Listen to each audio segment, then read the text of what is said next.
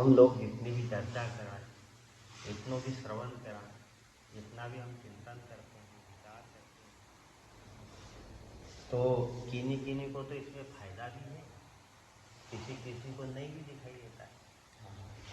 यानी ये कहा जाता है कि किसी को तो उल्टी देते हुए थोड़े दिनों में ही फायदा हो जाता है, किसी को होता है और फिर बाद में और खराब तबीयत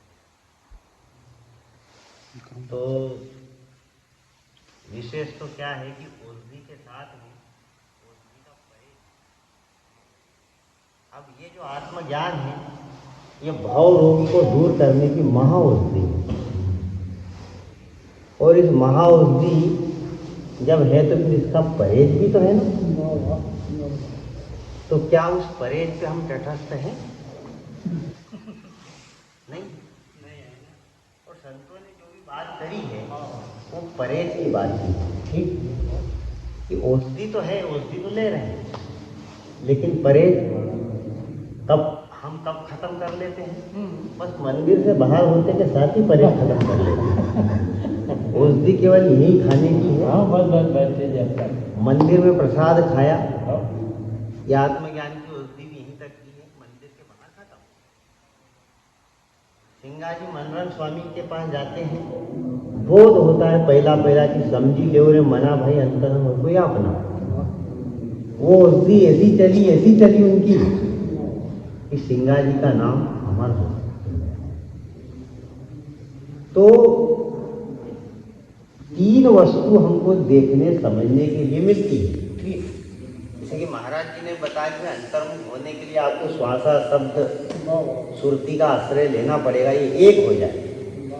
तो ये करने का विषय है, उसको भी संतों ने प्रधानता दी। तो तीन विषय हमारे लिए, या तो जान लो, या मान लो, या कर लो। तो आपकी किसमें अभिरुचि हो जाए और आपकी तबीयत के हिसाब से ये होता है। यदि जानना पूरा हो जाए तब भी भवरोग शांत हो जाता है। यदि मानना हो जाए पूरा तो भी भवरोग शांत हो जाता है। और यदि करना हो जाए तो भी भवरोग शांत हो जाता है। तीनों में से तुम क्या करना चाहते हो? यदि तुम जानना चाहते हो तो जानना क्या है? तुलसीदास कह चिद विलास को कोई बूझत बूझे। ये जो चिद विलास जो हमको दिख रहा है, ज्ञान में अज्ञान का आश्रय, दृष्टा में दृश्य का आभास, यही चिद विलास है। इसको हम जानेंगे आत्मज्ञान के द्वारा। तो जानते जानते क्या होगा, चिद विलास को बूझे, जान लेता है कि जो जानने में आ रहा है वो तो था ही नहीं, ये जानने में आ रहा है। तो वहां पर भी अपने स्वरूप की प्राप्ति हो जाएगी। किस रूप में? अनुभव के रूप में। अभी भी प्राप्ति है, पर अनुभव रूप में हमको वो प्राप्त नहीं हुआ। हमको अनुभव रूप में प्राप्त करना है, क्योंकि जिसको हम प्राप्त करना चाहते हैं वो इंद्रिय गम्य तो नहीं है, नेत्रों का विषय तो नहीं, लेकिन अनुभव गम्य जरूर। हमारे अनुभव में वैसा नहीं आया, इसलिए सत्य धर्म प्रमाण अनुभव की आरती सदा तुम आनंदम। तो अंतिम प्रमाण जो है, सब प्रमाण का लय हो जाता है जिस द्वार पर, लेकिन अनुभव सदा उन्मुख, अनुभव का द्वार जहाँ सदा खुला रहता है, उसी दरवाजे तक हमको पहुंचना है। क्यों? क्योंकि ये जो वेद शास्त्र ज्ञान जो है, ये भी आगम प्रमाण है, लेकिन ये प्रमाण भी शांत हो जाता है। कैसे शांत हो जाता है? क्योंकि जैसे लकड़ी को जलाकर अग्नि भी शांत हो जाया करती, ये नहीं रहेगी। अग्नि कब तक रहेगी प्रज्वलित? जब तक लकड़ियां हैं। लकड़ी को जलाते अग्नि भी शांत हो जाएगी। वैसे अज्ञान को जलाकर ज्ञान भी शांत हो जाएगा। जिसमें ज्ञान का आवेश है, जिसमें रजोगुण के सिर मोर पर जिसका ज्ञान अभी नाच रहा है, अभी तो उसी का ज्ञान शांति। जब समझने में यह आता है, क्योंकि ज्ञान का अंतिम फल यह है कि मैं ही हूं और कोई दूसरा नहीं। ये ज्ञान का अंतिम फल है। और जब मैं ही हूं तो मेरे सामने यदि कोई ज्ञान की चर्चा कर रहा हो और मेरे से अच्छे समझाने में समर्थ है तो फिर उसके मुंह से भी तो मैं ही बोल रहा हूं ना। तो फिर मैं उसके आगे बकवास करने वाला कौन होता? ये ज्ञान का। तो उमादे राम चरण रत विगत काम अमृत खोज निज प्रभु मैं देखई जगत तो कई सन कर ही विरोध। नारद भक्ति सूत्र कहता है, वादो ना लंब या भक्त का एक लक्षण है कि वो किसी से वाद विवाद नहीं करता। क्योंकि किससे करें आप वाद विवाद? जो सामने बैठा है वो भी मैं ही हूं। तो क्या मेरे से मैं लड़ाई कर लूं क्या? और मेरे से मैं लड़ाई करने लगा तो ये तो वही हुआ ना कि सामने सुनील बाबा बैठे हैं और मैं उनसे वार्ता कर रहा हूँ, उनसे वाद विवाद कर रहा हूँ। तो इसका तो अर्थ ये समझ में आया कि चिड़िया भी टोच मारती है दर्पण के अंदर। अब वो दर्पण के अंदर जो चिड़िया है वो जो टोच मार रही है उसको कौन समझ रहा है? उसको मनुष्य समझ रहा है। जिसके मनन के द्वारा परम उन्नति हो गई ऐसा मनुष्य कोई दूसरा नहीं है। अभी हम सब पशु हैं। सिंगा जी कहते हैं कि मनुष्य जन्म दुर्लभ है, अभी नहीं दूसरी बात। एक बार बोले कि मनुष्य हो जाओ तो दूसरी बार आवागमन नहीं होगा तुम्हारा। तो हम मनुष्य नहीं हुए तो हम तो हमारी नजर से हो गए। लेकिन मनुष्य का ढांचा बना है 8-9 महीने में, 8-9 महीने गर्भ में मनुष्य का ढांचा ही तैयार हुआ है। पर संतों की नजर में हम मनुष्य नहीं हुए। कितने जन्म जन्मांतर चल के ढांचे बनते गए, कई बार बने, कई बार अंत्येष्टियां हुई, लेकिन हम मनुष्य नहीं। हम मनुष्य कब होंगे? गर्भ में मनुष्य का ढांचा बनता है, मनुष्य नहीं बनता। मनुष्य नाम है मनुष्यत्व का। जिसका मनन पक गया, जिसका मनन पक गया हो, कहाँ पक गया हो? ज्ञानाग्नि में पक गया हो, बस वही मनुष्यत्व है। वही मनुष्य जन्म दुर्लभ है और अत्यंत दुर्लभ है। और ऐसा जन्म यदि दुर्लभ यदि हो जाता है फिर ऊंच नीच घर जन्म ले तब भी रहे संत। क्यों? क्योंकि मनुष्य हो गया। अब मनुष्य होते हुए भी वो आवागमन के बंधन से मुक्त है। आवागमन का मतलब ये नहीं है कि फिर वो जन्म नहीं लेगा, क्योंकि मुक्ति स्वतंत्रता को कहते हैं। इस जगत के अंदर परमात्मा स्वतंत्र है, इस जगत के अंदर भक्ति स्वतंत्र है। भक्ति स्वतंत्र सकल सुख खानी को स्वामी तुलसीदास जी कहेंगे। और परमात्मा होगा, परमात्मा कैसा होगा? परमात्मा भी स्वतंत्र होगा कि नहीं होगा? हमारे सबके विचार में यह स्वीकार होता है और सहज स्वीकार हो जाता है कि परमात्मा जो भी होगा वो परम स्वतंत्र होगा। परमात्मा स्वाधीन होगा। जीव पराधीन हो जाता है, लेकिन परमात्मा कभी पराधीन नहीं होता, स्वाधीन होता है। जिस पति का पति भी परमेश्वर कहलाता है, लेकिन वो भी जोरू का गुलाम, पराधीन है। इसलिए उसके लिए तो परमेश्वर है, लेकिन जगत के लिए परमेश्वर नहीं है ना। कोई गुरु का यदि कोई शिष्य है तो उसने भी कहा कि गुरु साक्षात पार ब्रह्म, तो वो अज्ञान को नाश करने में तो बोलो परमेश्वर है, लेकिन इस जगत की सृष्टि करने में, जगत की व्यवस्थाओं को संभालने में स्वतंत्र नहीं। किसी को बिना ज्ञान के मुक्त कर दे हो, इसमें स्वतंत्र नहीं। परमात्मा एक ऐसी सत्ता है जो सदा से स्वतंत्र तो क्या स्वतंत्रता, वो जो स्वतंत्रता जो है जिसकी दहलीज ही अनुभव है, और उस अनुभव तक पहुंचे बिना कोई उसका कभी अनुभव नहीं। तो हमको करने में, जानने में और मानने में, जानते जानते जानते जानते, तो जानना किसको है? जानना परमात्मा को तो है ही नहीं, क्योंकि संतों से पता लगा कि जिस परमात्मा को जानना है तो बताओ तो सही, उसकी इतिहास तो बताओ उस परमात्मा का।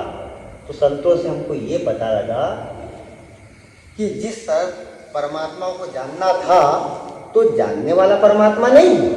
क्यों? क्योंकि गो गोचर जह लगी मन जाई, और सो सब माया जान्यू भाई।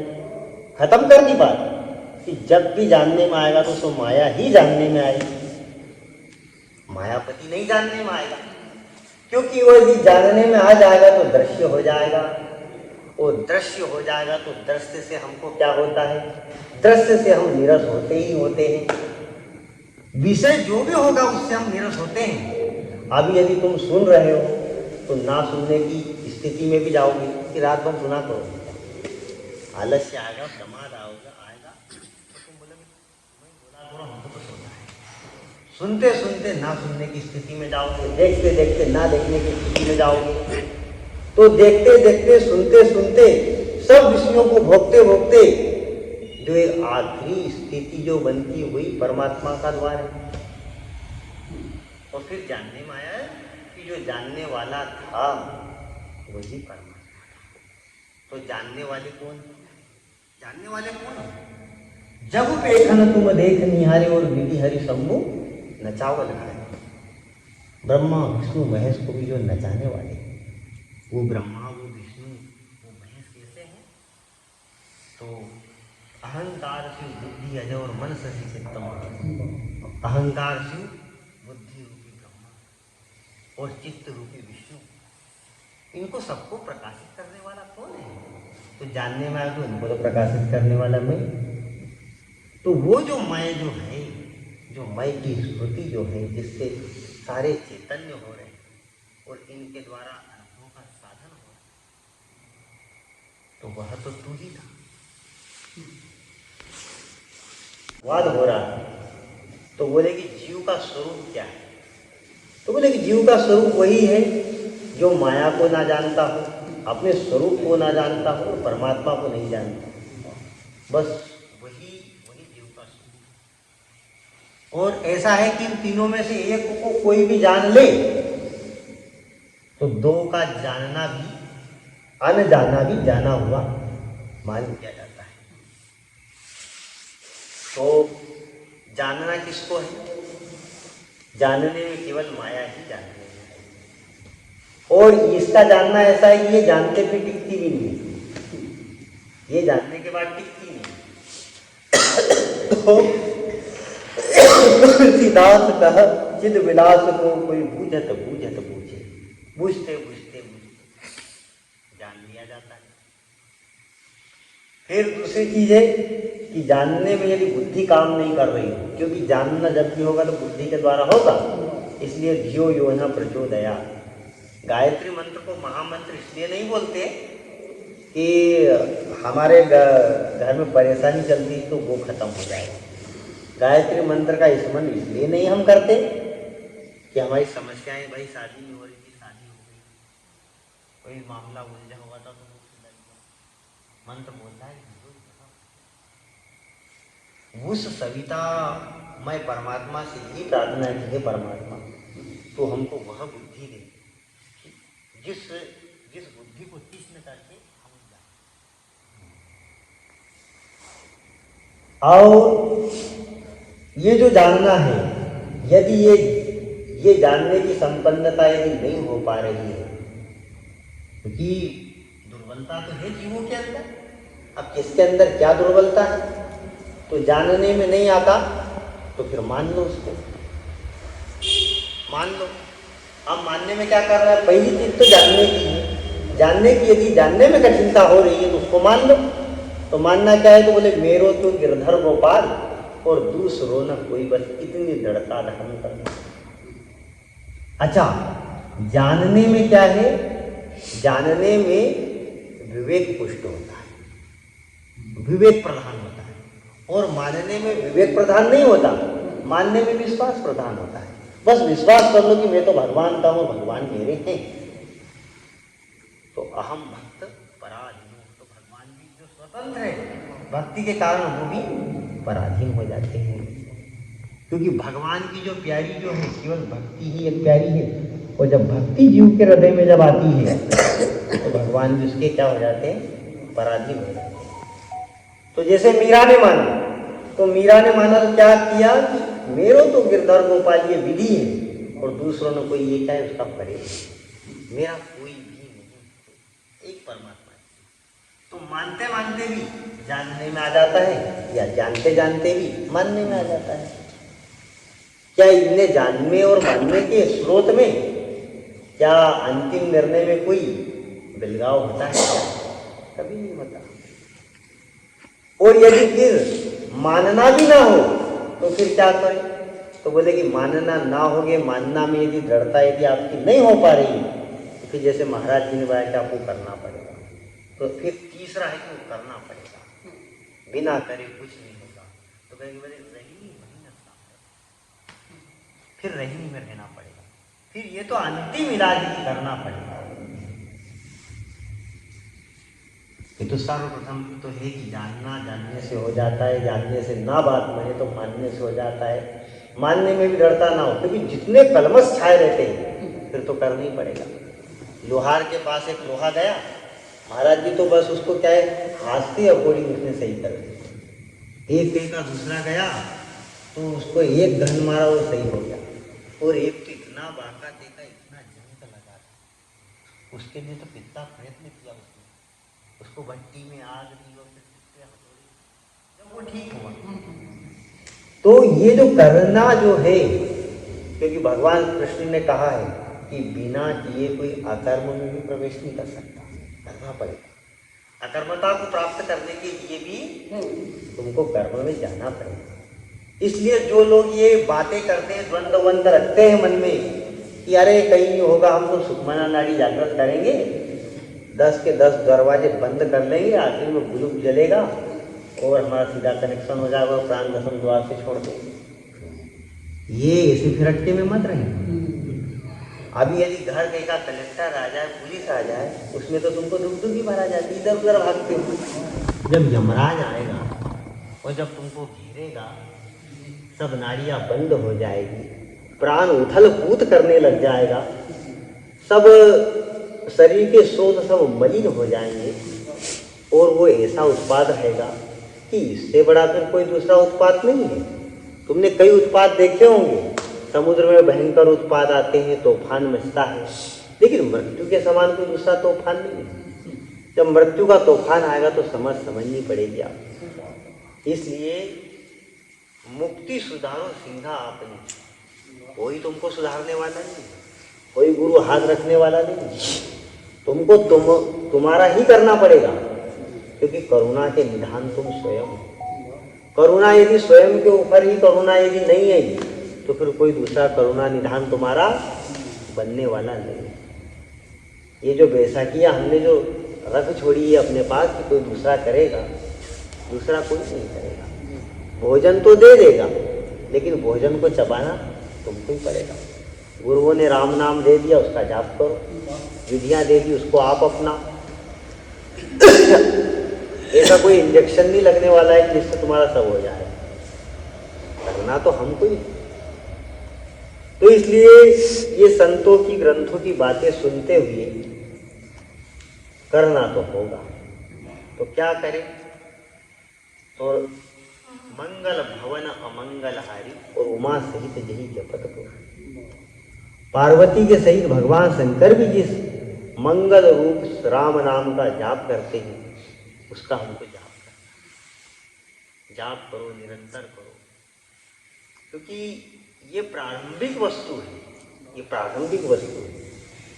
शरीर में मुख्य द्वार जो है, हमारे सात दरवाजे मुखमंडल में और 2 दरवाजे नीचे की ओर है। ऐसे 9 द्वारे पूरी देही अयोध्या, ये 9 द्वार वाली ये पूरी अविद्या है, 7 ऊपर है 2 नीचे। लेकिन प्रधान जो है, मुख में जितनी भी इंद्रियां स्थित है, स्रोत इंद्री है, नासिका इंद्री, मुख इंद्री है, तो सबसे बड़ा जो द्वार जो है वो मुख का है। मुख ही ज्यादा मात्रा में खुलता है। तो इस मुख के द्वारा यानी सबसे बड़ा प्रवेश द्वार, कोई महल का बहुत बड़ा गेट होता है, इसमें सब प्रवेश करते हैं, और एक छोटे छोटे गेट होते हैं। काल जब भी प्रवेश करेगा तो इसी द्वार से करता है, ऐसा बताया गया है। तो ये हमारा मुख्य द्वार है। ये जो मुख्य द्वार है ये हमारा समझ जाना चाहिए। और इस पे जिह्वा की क्या है, जैसे लंका के बाहर लंकनी की ड्यूटी थी, ऐसे इस शरीर पर, इस शरीर के महल में ये मुख सबसे बड़ा मेन गेट है। और इसमें जिह्वा की क्या लगेगी, ड्यूटी। आप ये जो ड्यूटी जो लगाई है, तो ये ड्यूटी करने वाला जो चौकीदार जो जिह्वा इंद्री है, ये संसार का रस ले रही है कि भगवान का ले रही है? क्योंकि भोजन और भजन कुछ भी अंतर नहीं है। भजन और भोजन में, भोजन में से ओ की मात्रा हटाओ तो भजन बन जाता है, और भजन में ओ की मात्रा यदि लगा दो तो क्या हो जाएगा, भोजन हो जाएगा। तो आत्मा का भोजन भी इसी जबान से होता है, और पेट का भोजन भी इसी जबान से होता है। तो पेट का भोजन, तो यदि ये जबान पेट का ही भोजन करने के लिए मिलती, तो ये जबान तो फिर सांप की भी, मेंढक की भी। मेंढक भी कीट पतंगों को खा रही है, मेंढक को सांप खा रहा है, सांप को नेवला खा रहा है, नेवला को फिर कोई और खा रहा है। तब खाते ही खाते आ रहे, फिर तुम भी नहीं बचोगे। यदि इससे भोजन ही खाते आ रहे हो तो तुमको भी कोई खाने वाला है, और काल खाएगा तुम्हें। यदि काल से यदि बचना है तो आपको फिर पेट का भोजन नहीं करना है। फिर कहा है किसका भोजन करना है, तुमको आत्मा का। और आत्मा का भोजन जिसने कर लिया तो बोले कैसे करोगे, बोले कि राम नाम मन दीप धर, जीह दे हरि द्वार, तुलसी बाहर भीतरे, जो चाहे तुझिया। बाहर भी उजाला होगा, अंदर भी उजाला होगा। कैसे? अंदर तो जो अविद्या, अस्मिता, राग, द्वेष, अभिनिवेश, उनसे छुटकारा मिलेगा। और बाहर जो त्रिताप जो हमको तपाते रहते हैं, आदि देवी को आदि भूति, ये ताप बाहर के भी शांत हो जाए। भजनानंदी को दैहिक ताप भी नहीं होता, देविक ताप भी नहीं लगता, और आध्यात्मिक ताप भी नहीं लगता। यदि भजन करो तो ये त्रिताप अंदर बाहर से आते हैं। यदि दैहिक ताप भी, वात पित्त कफ यदि बढ़ रहा है तो बाहर के ही सेवन, बाहर के ही वातावरण से हो रहा है। दैविक ताप भी बाहर से। आध्यात्मिक ताप यानी आत्मा को भी जो दुखी कर दे, क्योंकि गीता में कहा है अध्यात्म कोई और नहीं है। अर्जुन ने प्रश्न किया है भगवान से, भगवान अध्यात्म क्या है? तो बोले कि हे अर्जुन, अध्यात्म तो केवल आत्मा ही अध्यात्म। अब कई वो चैनलों के संस्कार पे, आस्था पे वो आता है टाइटल, तो बोले कि वो कई घंटी बजाता है तो गंगा में डुबकी लगा, तो अध्यात्म और अध्यात्म का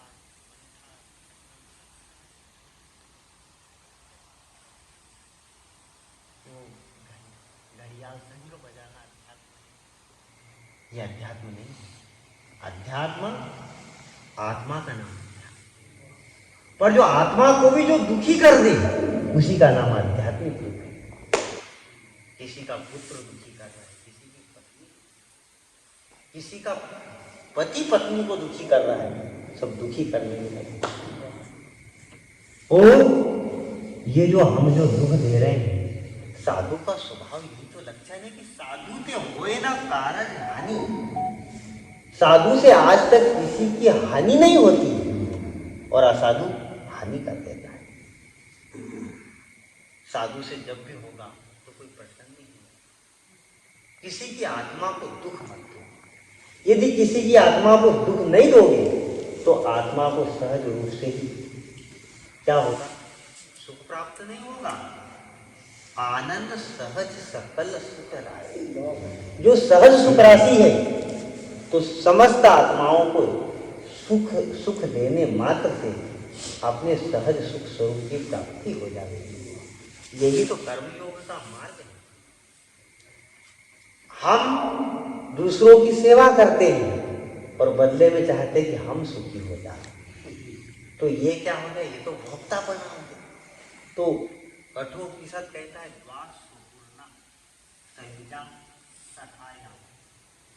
परिशिष्व जाते पिपलम स्वादयंती, यानी पीपल का एक वृक्ष है, उसके ऊपर दो पंछी बैठे हुए हैं। तो दो पंछी बैठे हुए हैं, तो एक पंछी का नाम तो है ब्रह्म और दूसरे पंछी का नाम है जीव। ये दो पंछी, तो बोले इसमें परस्पर संबंध कैसा है? तो बोले कि इसमें दोनों का संबंध है सखा भाव का, पर एक घनिष्ठ क्या है? मित्र है। नवदा भक्ति में आता है ना, सख्यम दास्यम, नवदा भक्ति की ये सब प्रकार है।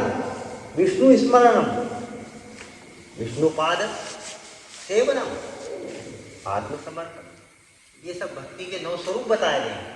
तो उसमें सख्य भाव भी, नवदा भक्ति में सख्य भाव भी एक भक्ति का एक प्रकार है। तो बोले कि सख्य भाव का सबसे बड़ा उदाहरण कौन सा है? तो वक्ता लोग कथाओं में कहते रहते हैं, अच्छा भाव है उनका भी। तो बोले सख्य भाव का सबसे बड़ा उदाहरण ये है कि बोले कि अर्जुन का हृदय बोले भगवान हाँक रहे हैं। तो भगवान कृष्ण भी बोले कि अर्जुन को सखा मानते हैं और अर्जुन भी कृष्ण को सखा मानते हैं। तो हमने भगवान का क्या बिगाड़ना है कि हमको सखा नहीं मानते? बोलेगा क्यों मारा भाई? हमने क्या बिगाड़ी? हम नहीं है सखा। ये कथाएं ऊपरी ऊपरी, हम भी सखा है। ये मत मानो कि अर्जुन भी सखा है और अर्जुन लास्ट उदाहरण नहीं है सख्य भाव का। द्वासुपूर्ण, ये जीव और ब्रह्म पीपल रूपी, ये संसार रूपी पीपल वृक्ष पे बैठे हैं और दोनों में परस्पर भाव कैसा है? तो वेद ध्वनि कहती है कि दोनों में सख्य भाव। वास्तव में सख्य भक्ति का ये अंतिम उदाहरण है कि जीव जो है ब्रह्म के साथ कैसा संबंध है? तो वेद कहता है कि इसमें परस्पर सख्य भाव का संबंध। तो आप भी ये क्यों देखते हो? अपने आप को क्यों निम्न मानते हो कि अर्जुन ही सख्य भाव का? हम भी तो है ना, क्योंकि साथ में बैठे और कभी अलग नहीं रहते, साथ में ही रहते हैं। और अर्जुन का उदाहरण लोगे ना, तो शाम तक का युद्ध होता है, फिर शाम में कृष्ण जी उनके शिविर में चले जाते हैं, अर्जुन भी उनके शिविर में चले जाते हैं। पर ये जो जीव ब्रह्म है, जिनमें सख्य भाव है, ये तो सदा से साथ ही है। और उसमें ये बताया है कि सख्य भाव जरूर है, लेकिन ये जो जीवात्मा जो है वो सुख दुख रूपी फल को भोगते रहता है, और जो ब्रह्म जो है वो सुख दुख रूपी फल को नहीं भोगता, केवल दृष्टा भाव से देखते हैं। देखने में कोई बुराई नहीं है, बुराई तो भोगने में ही है। हम एक भंडारे में गए थे, तो हमको अच्छे पकवान मिले तो खूब ठूस ठूस के खा लिया, और एक ने केवल परोसा बनाई भाई हमारा तो उपवास है, हम तो कुछ अन्न वगैरह नहीं लेते, एकादशी की उसकी। तो जिसने पूरा भोजन परोसा और सबको भोजन दिया, वो शांत होके प्रसन्नचित होके, पेट भी नहीं खराब हुआ, आराम से सोया। और जिसने भोजन खाया उसका पेट खराब हुआ। तो समस्या देखने वाले को नहीं है, समस्या भोगने वाले को है। जैसे भी भोगेगा तो समस्या अपनी खड़ी करेगा, और जब इतना भोगेगा इतना भोगेगा। अच्छा, भोगना भी भजन हो जाता है महाराज, भोगना भी भजन हो गया संतों के लिए। क्यों? क्योंकि जग में रहे जगत से न्यारा, और भोग में जोग रमावे मुझको ऐसो सद्गुरु भागा। भोग को भी भजन बना दिया उन्होंने। ये तो हमारे लिए तो भजन भी आज भोग हो रहा है। अरे भजन में आनंद नहीं आ रहा, तड़कती फड़कती क्या हो गया भजन हमारे लिए?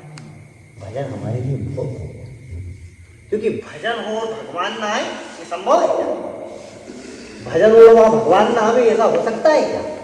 कहा जाता है कि राम की कथा होती तो हनुमान जी आते हैं, कथा सुनते हैं, राम भागवत कथा होती, शंकादिक ऋषि उपस्थित होते हैं वहाँ, तो भजन होता है तो भगवान भी आते हैं। गीत गोविंद कर्नाटक की घटना है, जगन्नाथ में, तो गीत गोविंद लिखा जयदेव कवि ने, तो उसके पद को गाते गाते एक स्त्री बेगन तोड़ रही थी, वो कांटेदार कुछ बेगन थे, तो काटते काटते वो भगवान को उसका पद गान सुनाया कि जयदेव कवि का कोई गीत गोविंद का गायन कर रहा है। तो जगन्नाथ भगवान भी भट्टे के खेत में पहुँचे, पीछे पीछे वो भी सुनते जा रहे हैं। अब सुनते सुनते भगवान के सब वस्त्र फट गए। उसमें पंडितों ने विचार किया कि भगवान के वस्त्र कैसे फट गए, तो पता लगा कि गीत गोविंद सुनने गए थे भगवान। तो भजन हो वहाँ भगवान है ना, ये तो संभव ही नहीं है। और भगवान है ना, फिर बोले कि दास्य भक्ति का सबसे बड़ा उदाहरण क्या है, तो बोले दास्य भक्ति का सबसे बड़ा उदाहरण ये है, बोले सदा रघु रघुपति की दासा, वो तो हनुमान जी के संबंध का है, पर सबसे बड़ा दास्य भक्ति का उदाहरण है सख्य भाव। नवदा भक्ति में सख्य भाव का सबसे बड़ा उदाहरण है जीव और ब्रह्म का, परस्पर साथ में पर एक होता है। और दास्य भक्ति का सबसे बड़ा उदाहरण ये है कि जहां पर भगवान का भजन होता है वहां पे भगवान पराधीन हो जाते हैं, दास हो जाते हैं। भक्ति के आगे भगवान दास हो जाते हैं। जो भक्त बोलता है कि कीजे शिशु लीला अति प्रिय शीला सोई मोहि रूपन, भगवान ने बात मानी, फटाक से बात। तो भजन क्या है? भजन है स्वामी और भगवान क्या है? दास। भजन के आगे भगवान क्या है? दास है। तो भक्ति भक्त भगवंत गुरु चतुर नाम हो, इनके पद नमन करूं तो नास्ते उठना। ये चार कहने के लिए हैं, लेकिन संतों ने अपने अनुभव से कहा कि ये चार नहीं है, ये नहीं। क्योंकि भक्त जो है भक्ति करते करते भगवान से भिन्न नहीं होता। इसलिए या तो चाहे भक्ति के पराधीन हो, चाहे भक्ति के पराधीन हो, बात एक ही है। क्योंकि जो रंग होता है वही हमारा अंग बन जाता है। जो हमारा रंग होता है वही हमारा क्या बन जाता है? वही हमारा अंग बन जाता है। इसलिए लाल ना रंगाऊं मैं तो हरी ना रंगाऊं, अपने ही रंग में मुझे रंग दे चुनैया, श्याम दिया मुझे रंग दे। ये संतों ने तो आश्चर्य प्रकट किया इसमें एक कि यह अनुरागी चित्त की गति समझे नहीं कोई। अब बोलेंगे चित्त की कोई गति समझ में नहीं आ रही है, क्योंकि संतों को एक नौ रसों में एक आश्चर्य रस है, तो संतों को एक आश्चर्य उत्पन्न हो। बोले कौन सा आश्चर्य उत्पन्न हुआ? तो बोले कि या अनुरागी चित्त की गति समझे नहीं कोई। बोले कि ज्यों ज्यों डूबे श्याम रंग त्यों त्यों उज्ज्वल हो। श्याम रंग यानी काला रंग। अब काले रंग में कोई सफेद चीज को आप डालोगे तो क्या होगा? काला होना चाहिए ना। तो बोले ज्यों ज्यों डूबे श्याम रंग, ज्यों ज्यों श्याम रंग में मेरा सफेद उज्ज्वल किया हुआ जो चित्त था, जो जो श्याम रंग में डूबा त्यों त्यों उज्ज्वल हो रहा है। यानी भगवान कृष्ण श्यामल है, उनकी भक्ति में, उनके स्वरूप में जो जो जो जो मन को हम निवेशित करते गए त्यों त्यों चित्त जो है विषय रूपी विकार की कलमशता, ये कालापन, काम क्रोध लोभ इत्यादि जो भी है कलमशता, इस कालापन को चित्त त्यागता चला गया। इस संतों का आश्चर्य। अब जो श्याम रंग है वो क्या है? जो श्याम रंग है वो विशुद्ध है और शुद्ध है, क्योंकि श्याम रंग आकाश है। वही श्याम रंग ये सूक्ष्मता। तो जो दास्य भक्ति है वो दास्य भक्ति कौन सी है? तो बोले कि भजन स्वामी है और भगवान वहां दास बने हुए। ये दास्य भक्ति का सबसे बड़ा और अंतिम प्रमाण है। ये दास्य भक्ति, ये सख्य भक्ति और आत्मसमर्पण। तो बोलेगा आत्मसमर्पण किसी के आगे दंडवत नहीं करना है, क्योंकि संतों के द्वारा जानने में आया कि मेरे सिवाय तो कोई था ही नहीं। जब था ही नहीं तो समर्पण कहाँ करोगे? स्वयं में ही स्वयं का समर्पण।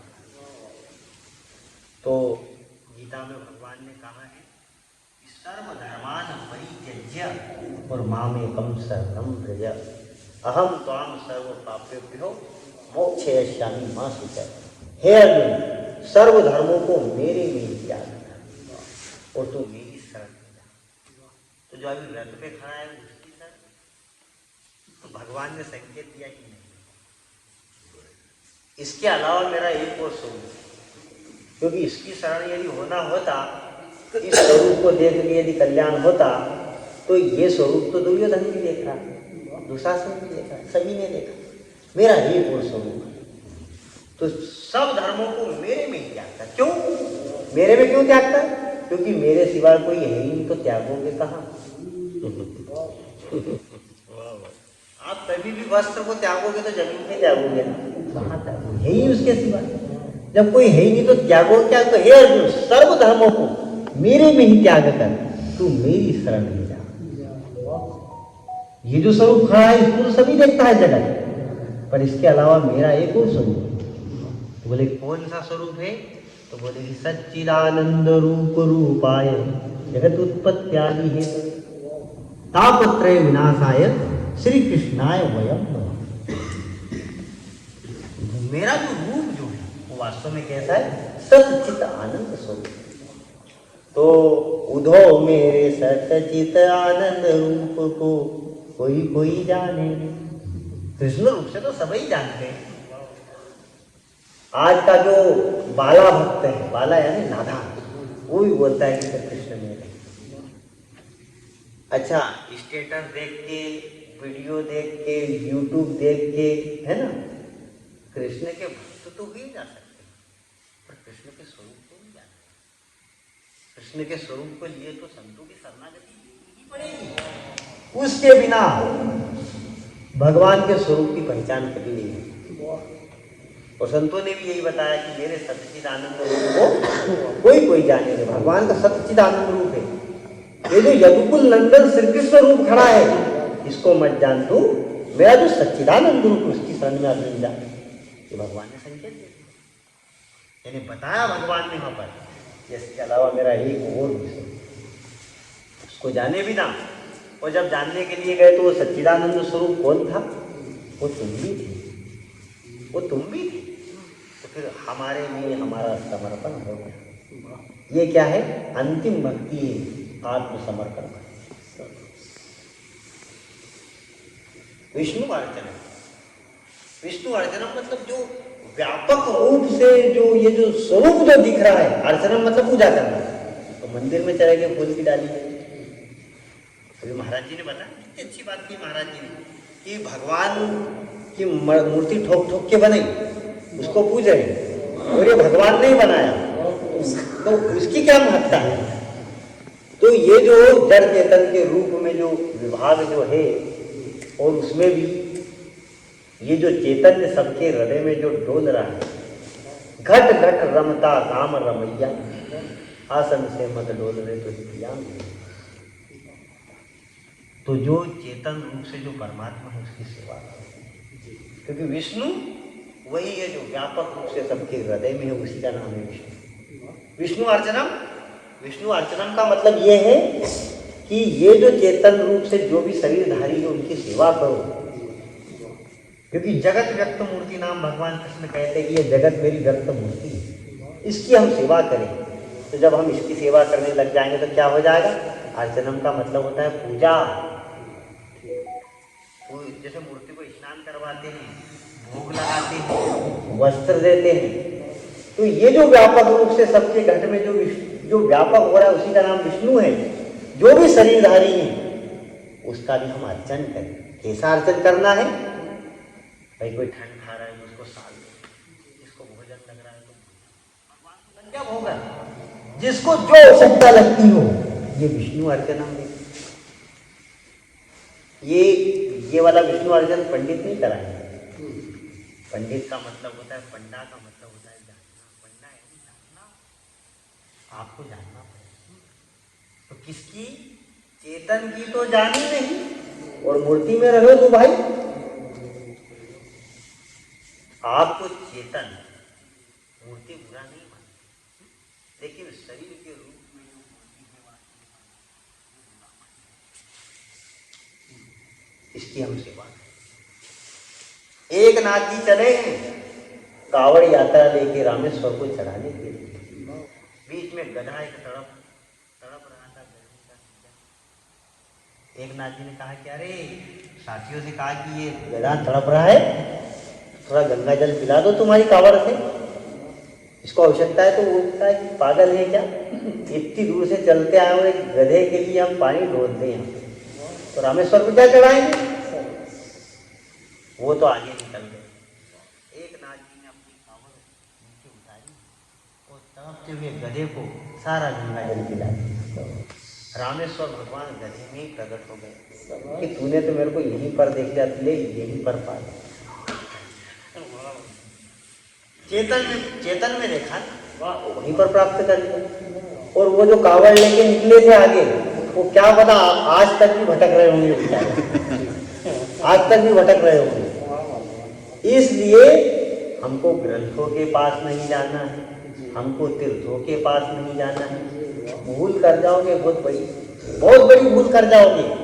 हमको क्या करना? समित पानी श्रोत्रियम ब्रह्मनिष्ठ, हमको श्रोत्रिय और ब्रह्मनिष्ठ गुरु के पास बैठना। इसलिए भगवान ने कहा मेरे पास मत आना, मेरे जाओ तो संतों के पास जाओ। तो दुख ना जानू दर्द ना जानू, ना कोई वेद मिलाऊं, और सदगुरु वेद मिले अविनाशी तापों में नारी बताऊं गुरु जी में तो एक निर्विजन।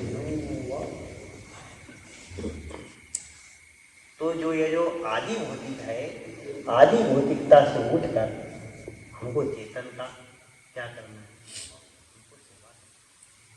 जब हमको चेतन, इसीलिए कहा है कि सिया राम मैं सब जग जाने और करूं प्रणाम जोरी जुग पानी। हम इसकी सेवा करें। यदि हम स्वीकार कर ले कि हम ब्रह्म ही हैं, और ये यदि दृढ़ता हो जाए तो कहीं जाने की जरूरत नहीं। और यदि ये नहीं होता आपसे तो आप सेवा करना। तो सेवा करो, पर सेवा करो पर भोग ना करो उसमें। सेवा करो उससे हम कुछ चाहे ना, तो जब ना चाहेंगे तो कर्म का विसर्जन हो जाएगा, कर्म का फल नहीं होगा, और कर्म से मुक्ति होकर तुम अकर्ता होकर अपने स्वरूप को प्राप्त करोगे कर्म। क्योंकि हम यदि करेंगे और हमारे लिए करते हैं तो फिर तो भोग बनेगा, और भोग बनेगा तो भोक्ता का नाम ही तो जीव है। और हम सब कुछ करेंगे और कुछ ना चाहेंगे, कुछ ना चाहेंगे, हम सब कुछ करें, सबके लिए करें, सबका हित करें, जिसको जो आवश्यकता लग रही है उसको दे हमारी सामर्थ्य अनुसार, लेकिन उनसे कुछ ना चाहे। अच्छा, जो सबको सब कुछ देगा और कुछ ना चाहेगा तो वो क्या हो जाएगा? वो दाता हो जाएगा। इसलिए तो कोई साधन करता है, कोई सेवा करता है और उससे प्रसन्न होकर विधाता भी जब सामने आता है तो जीव से यही मांगता है कि तू कहीं मांग। क्यों? क्योंकि यदि तू नहीं मांगेगा तो तू मेरा भी बाप बन जाएगा। और भगवान अपने से ऊपर किसी को देखना नहीं चाहते, इसलिए तो बोलते कि मांग। ध्रुव से भी मांगा, ध्रुव को भी बोला कि तू मांग, क्या मांगता है? और जब मांग लेता है तो बस भगवान वही समझ लेता, बस तूने मांग लिया, तेरा काम खत्म हो गया। और जो नहीं मांगता ना तो परमात्मा से भी ऊपर चला जाता है। जहां मांगा बस मांगा कि काम खत्म हो जाता है। वो था तो ब्रह्म, लेकिन इच्छा व्यक्त करने के कारण से ब्रह्म भी ईश्वर हो गया। जो इच्छा करे, जो महातत्व में अपना छोबल कर दे, उसी का नाम तो ईश्वर है। तो था ब्रह्म निरीह, तुलसीदास जी कहते हैं कि ब्रह्म निरीह, उसको इच्छा नहीं होती। तो बोले कि फिर ये इच्छा केव को हम बहुश्याम प्रजाएं, कि वो एक था पर उसने इच्छा करी। बोले इच्छा जहाँ गई तो उसका नाम ब्रह्म कहाँ रहा? वो तो ईश्वर हो गया। कि ब्रह्म ने भी यदि इच्छा कर ली तो फिर उसकी ब्रह्म संज्ञा ही नहीं रही, उसका नाम फिर ईश्वर हो गया। और ये भी चेतन, हम भी चेतन, जब इच्छा से जब रही, अभी इच्छा से ब्रह्म ने इच्छा करी तो वो ईश्वर हो गया। हमने भी इच्छा जब नहीं करी थी, जब आत्मा थी, पर इच्छा करने से जीव हो गए। तो चाह चूहड़ी रामदास सब नीचन में नीच, तू तो केवल ब्रह्म ही था यदि चाहना होती। ये इच्छा के कारण से हम जीव हो गए, नहीं तो ब्रह्म ही थे। तो अभी भी क्या दिक्कत है? यदि ये चाहना मिट जावे, यदि ये चाहना मिट जावे तो फिर से ब्रह्म होने का मौका है। अच्छा, और ब्रह्म होने का कहाँ मौका है? ब्रह्म होने का मौका सिर्फ समाल अपना मौका रे, समाल अपना मौका रे, सिंगा जी ने कहा है। बस मौका अभी का है, मानो तभी बस, फिर कहीं मौका नहीं है। तो सिंगा जी कहते कहीं हो न जाए धोखा रे साधु, समाल अपना मौका। बहुत अच्छा मौका है, बस अभी संभाल सकता है, अभी ही इच्छाओं का त्याग कर सकता है। बाकी इसको यदि छोड़ दिया तो फिर इच्छा का त्याग नहीं हो सकता, अनवरत चलती रहेगी। इसमें किया जा सकता है, बस जो कुछ होगा सो इसमें कर ले, इसके बाद फिर तेरा कोई मौका लगने वाला नहीं। तो अच्छी समझ, अच्छी योनि, अच्छा समय मिल गया है तो उस समय को हम जी ले पाए। ये अवधि वही है, ये समय वही है। भगवान श्री कृष्ण ने कहा है गीता में कि हे अर्जुन, समय में तो समय का एक नाम काल भी है, पर्यायवाची नाम जितने भी है सबके रहता एक ही तत्व है, पर उसके भावार्थ अलग अलग हो जाते हैं। अभी जो है मनुष्य तन में जिस समय अवधि को जी रहे हैं, ये समय है, अभी समय है। जब इसको जब खो देंगे तो ये समय नहीं रहेगा, फिर काल हो जाएगा। क्यों काल हो जाएगा? क्योंकि समय में जो है ना व्यक्ति सुरक्षित रहता है और काल में सुरक्षित नहीं रहता। अभी यहाँ मंदिर में बैठे हैं तो किसी के बाप का डर है अपने को कि कोई हमको आएगा और मारेगा? अच्छा, हाथी बलवान है कि मनुष्य बलवान है? हाथी बलवान? अरे अपने इतने 50 का झुंड भी यदि बैठा हो और हाथी यदि मन पे जीत ले तो एक नहीं बचेगा। पर लेकिन इसने हाथी को रचने वाले भगवान को भी मनुष्य ने बस में कर लिया, तो हाथी कौन सी बात है? शेर कौन सी बात है? शेर को आज भी चिड़ियाघर में खिलाया जा रहा है, सर्कस करवाई जा रही है हाथियों से। तो बोले कि ये आदमी सबको नचा रहा है यहाँ से वहां तक। तो कहा गया मनस्वी लोगों ने, अरे बोले कि जीव जंतु की छोड़ो, इसने तो भगवान सबको भी नचा दिया है, इस सृष्टि को रचने वाले को भी नचा दिया है। गुरुजी, ईश्वर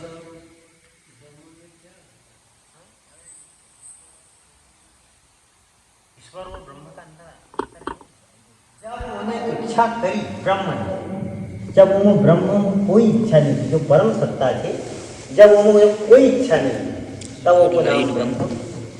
और जब उन्हें जब इच्छा जब ग्रहण कर ली तो वह बहुत रूप में होनी थी, तब वो नाम ईश्वर। इच्छा करने का कारण थी जो कि ईश्वर करेगा, ये होगा मतलब नाम को। तो मौका यही, बाकी तो फिर लगेगा क्या 84 को लगता है इसका। भगवान कृष्ण ने कहा है कि हे अर्जुन, समय कौन सा समय में हो? जो मनुष्य को जो समय मिला हुआ है वही समय है बस। बाकी तो फिर मनुष्य योनि क्रॉस करने के बाद में जो भी है उनके पास समय नहीं रहता, फिर काल रहता है, समय नहीं रहता। बुद्धि को, कीट पतंग को मेंढक कब निवाला बना ले, कोई पता। सर्प भी निकलता है बेचारा, देखो लाठी नहीं मार दे, इसका भय ही बना रहता है उसको। हर योगी को भय, लेकिन मानव को कोई भय नहीं, स्वतंत्र कर दिया है। तो स्वतंत्रता दे दी है, तो हमको ये समय मिला है, इस मौके को हम संभाल लें और भजन कर ले तो जीवन मुक्त हो सकते हैं। बाकी तो फिर इसके बाद कोई मौका मिलने वाला, बोलो कोई इच्छा हो तो। गुरु जी, हाँ, ये भजन से ईश्वर मिलेगा? नहीं, ईश्वर तो कई से सृष्टि करे केवल, सृष्टि करे केवल, और भजन जो थे वो सृष्टि को लय करे। इस प्रपंच से मुक्त होना का यही तो भजन की आवश्यकता है हमका। बाकी तो हम सृष्टि में से, सृष्टि में ही भजन जो थे, भजन जो है सृष्टि को लय करना चाहिए।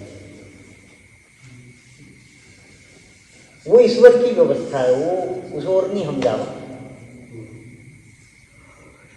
और ये जो उपाधि जो थे, नाम रूप दुई, इस उपाधि गोस्वामी जी ने उसको क्लियर किया है। ये जो नामात्मक और जो रूपात्मक जो ये जो प्रपंच हम जो देख रहे हैं, ये सब उपाधियां हैं। उपाधियां जो है वो मिटने वाली है। ईश्वर भी उपाधि है, जीव भी उपाधि है, सब मिटने वाली है। गुरु जी, भजन में आपने सुना था, खेती खेड़ो रे हरि नाम गाँव अगला अंतर तो कि वो हम बकर जो सोहम हम तो बोलिए सत्तावन अक्षर खत्म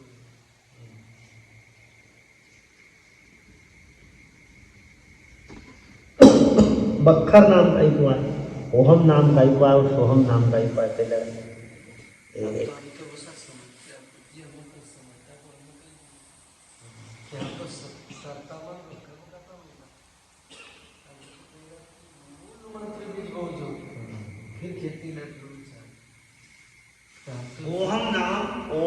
ओहम नाम जो तो सिंगा जी महाराज ने जो दिया है, ओहम नाम यानी ओम, और सोहम यानी सोहम।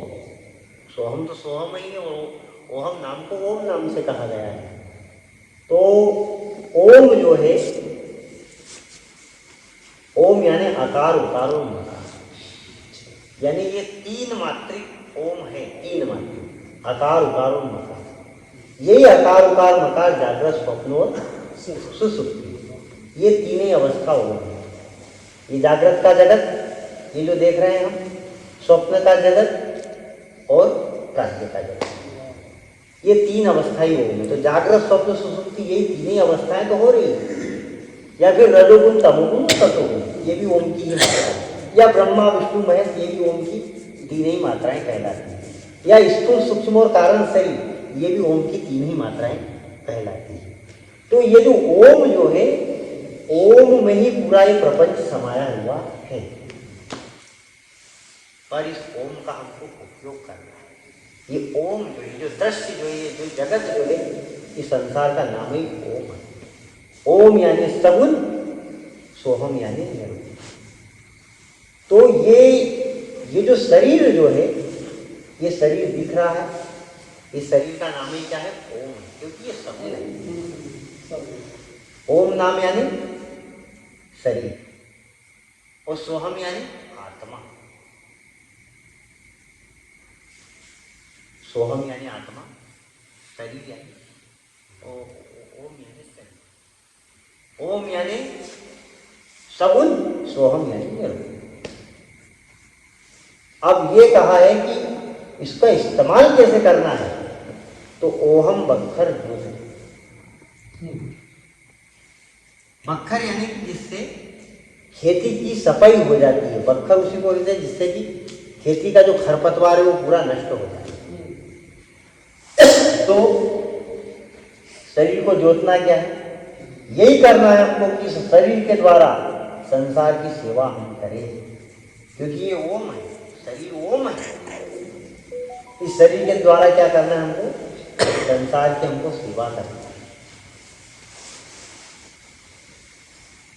क्योंकि जब राम जी से हनुमान जी जब मिले तो उन्होंने अपना एक भाव व्यक्त किया हनुमान जी ने राम जी के सामने। देखो वो दोहा याद नहीं आ रहा है, तो शायद स्मरण में भी हो कि ये मति न टरे हनुमान, मतलब मेरी हनुमान कैसे, वो कभी टरने वाली नहीं है। कितना भी सुना दो, कुछ भी कहो तो मेरी वो मति टरने वाली नहीं है।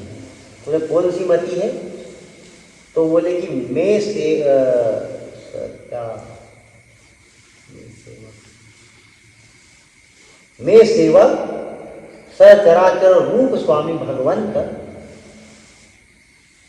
कि ये जो जगत जो है ये क्या है, ये आपका स्वरूप है और ये मेरी मति टरने वाली नहीं है और मैं उसका सेवक हूँ, मैं उसकी सेवा करने वाला हूँ और ये मेरी मति कभी टरने वाली नहीं है। ऐसे ज्ञानी लोग मिल जाते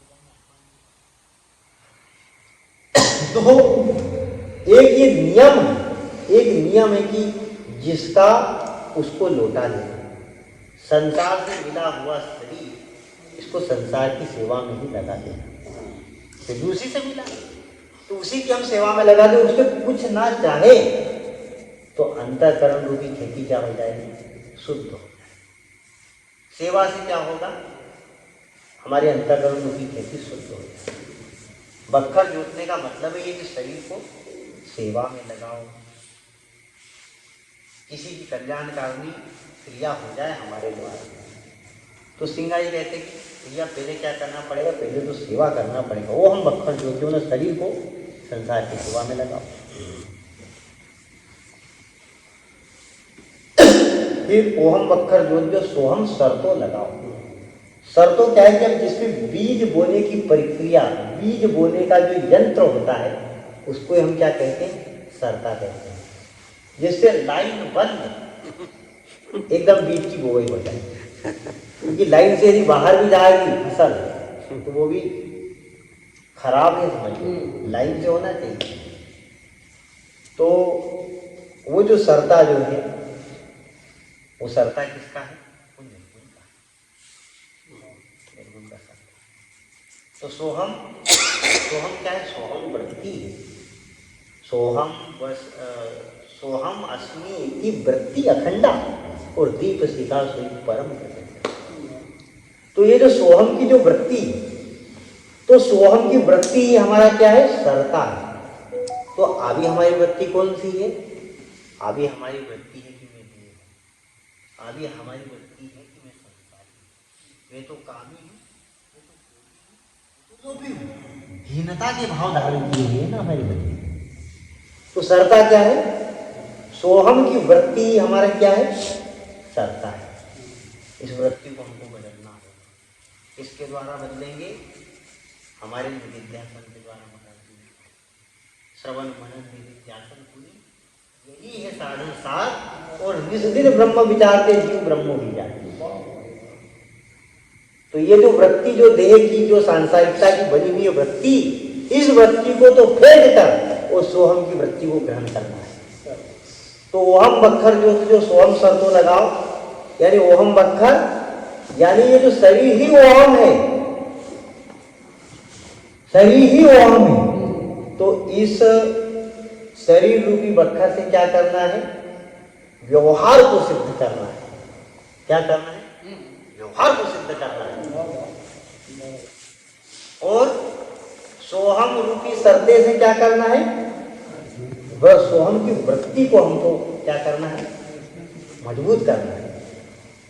तो ओहम से तो व्यवहार मजबूत हो जाएगा और शुद्ध हो जाएगा, और सोहम से क्या हो जाएगी, वृत्ति हो जाएगी। तो ये जो सोहम की जो वृत्ति है, क्यों, क्योंकि सोहम की वृत्ति को छोड़ के जो कुछ भी वृत्ति है वो क्या है, सब अवर है, दूसरा नष्ट होने वाला है। तो सोहम वस्मी की वृत्ति अखंडा, और इधर व्यवहार को भी सिद्ध करना है। अच्छा, यदि तुम सोहम वृत्ति करो और खूब ब्रह्म भाव में जियो और आपसे व्यवहार में गड़बड़ी होते हुए किसी का दिल यदि दुख जाए तो क्या होगा? इधर व्यवहार को भी सिद्ध किया है संतों ने। इसका ब्रह्म ज्ञान होना और भक्ति के संयोजन में जीना, इसका मतलब ये नहीं है कि व्यवहार को पूरा चौपट करके बैठ जाए, क्योंकि गुरु मकत दीजो हृदय में दोहरो ज्ञान। तो कौन सा दोहरा ज्ञान देना है? इधर व्यवहार को भी सिद्ध किया और उधर वृत्ति को भी सिद्ध किया।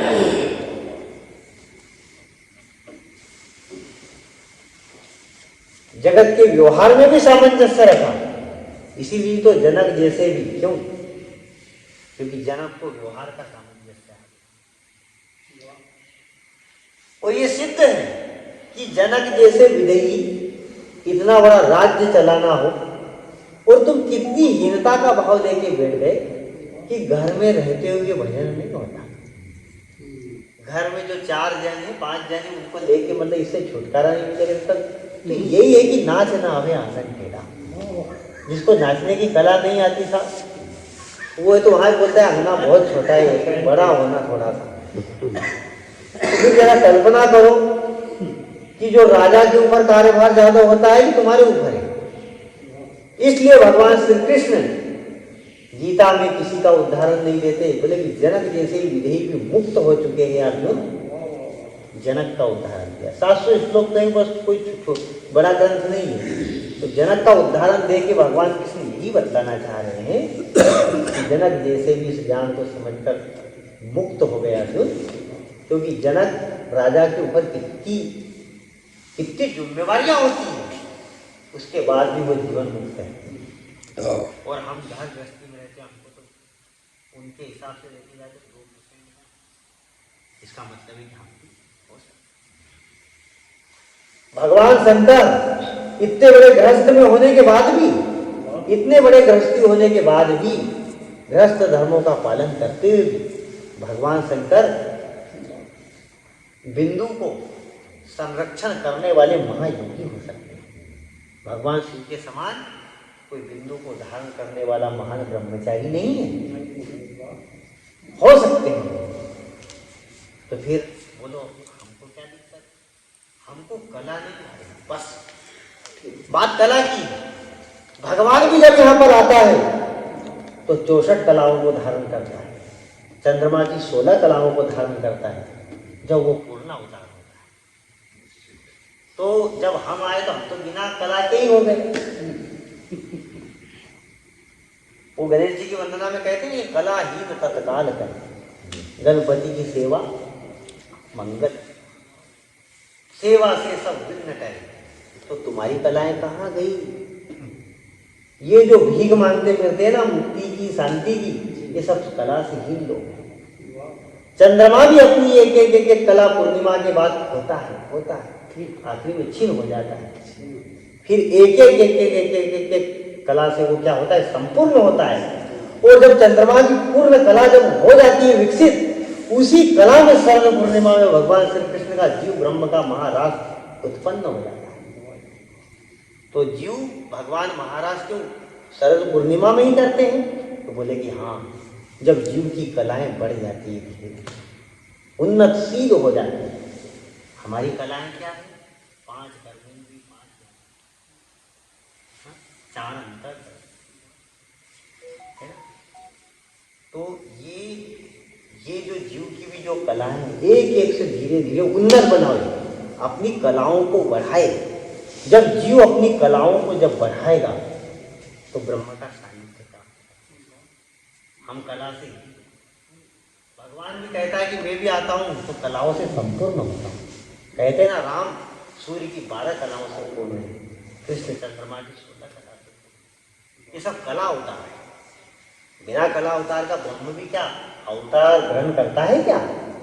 तो तुम कैसे कलाओं से ही हो? हमको भी कलाओं को बढ़ाना है।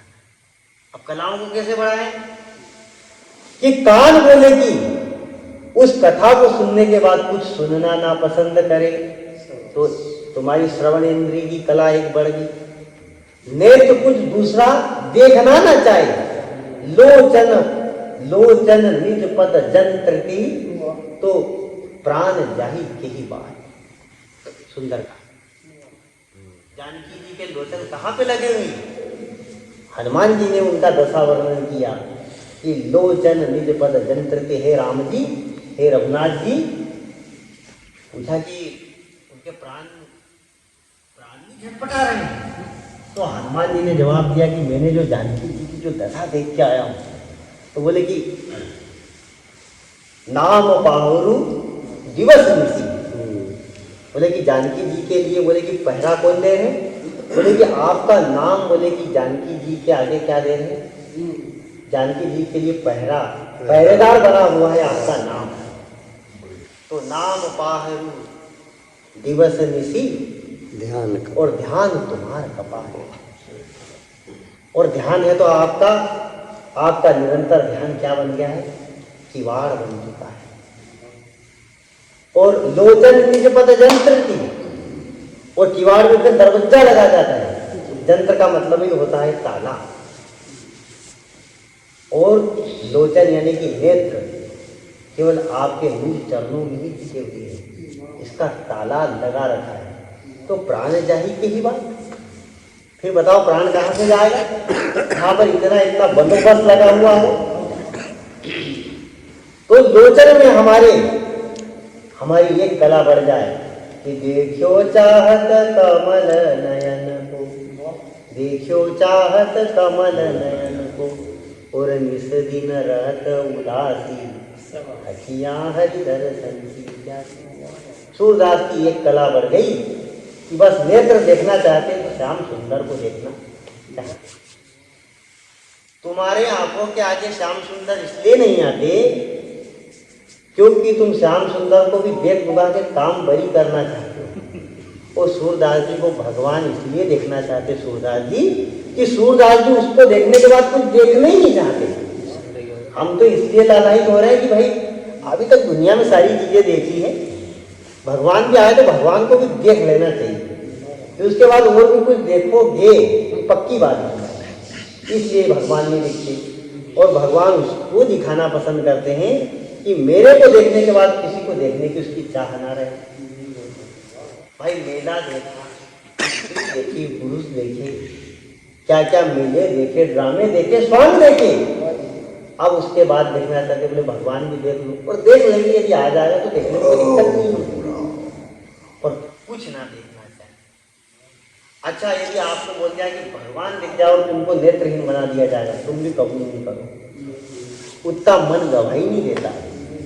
तो सूरदास जी को भगवान ने एक बार कहा कि सूरदास, अब मेरे तो दर्शन कर लिए, पर मेरी इच्छा है कि जगत को देखना चाहता है कि तो मैं तेरे नेत्र खोल दूं। भगवान तो समर्थ है। तो भगवान को दो बातें टिकाई सूरदास जी ने। बोले कि जो अविनाशी तत्व है जिसको उसने देख लिया, उसके बाद नाशी को देखना रहेगा तो वो इससे बड़ी मूर्खता क्या होगी। सूरदास किसको देखना चाहेगा? जिससे नेत्र प्रकाशित हो रहे उसी को जिसने देख लिया, तो फिर नेत्रों से प्रकाशित होने वाले दृश्य वर्ग में क्यों जिएगा वो?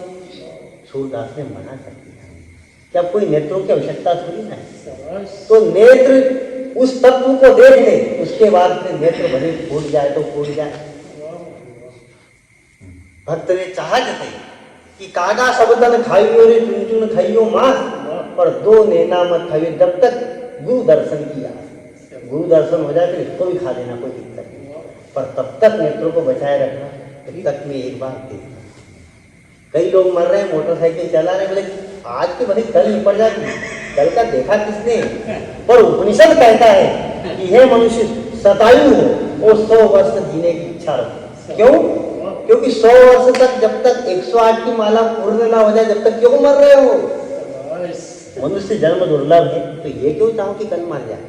इच्छा जीने की रखो, और जीने की इच्छा इसलिए रखो कि 108 की माला जब तक पूर्ण न हो जाए तब तक कैसे मरे? काम अधूरा है हमारा।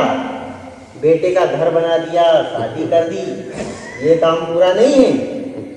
काम तो जब पूरा होगा तुम्हारा जब तुम भजन कर लो। और ये सब किया, और बोले कि महल बना के ताला चाबी पुत्र के और बहू के हाथ में दे के, और तुम पलंग पे पड़े हो, पलंग पे पड़े और सुखी मान रहे हो, तो सुखी नहीं है। जी हनुमान जी तो कहते कह हनुमंत विपति प्रभु सोई, और जब तब सुमिरन भजन न होई। ऐसे सुख को आग लग जाए जो भजन से छुड़वा दे तुमको। तो विपत्ति वही है जो भजन से छुड़वा दे।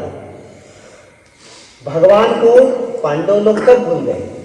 जब हस्तिनापुर उन्होंने बनाया और वहाँ की शोक शायरी और नाना प्रकार की रस व्यंग श्रृंगार में जब लग गए तो भगवान को भूल गए।